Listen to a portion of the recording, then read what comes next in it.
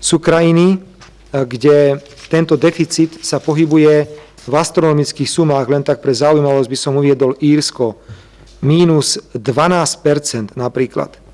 Na budúci rok, keď si zoberieme, aké sú prognózy, v Írsku mínus 15,6%, Belgicko mínus 6,1%, mám tu Dánsko mínus 6%, máme tu Španielov mínus 10% a tak ďalej a tak ďalej.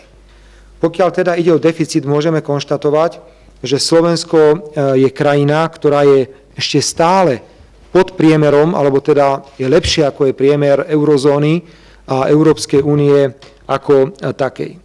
Pri nás zo 16 členských štátov eurozóny prekračuje 3% deficit v roku 2009 aj 2010. Prestaňte teda robiť nejaký obraz, že len na Slovensku je problém.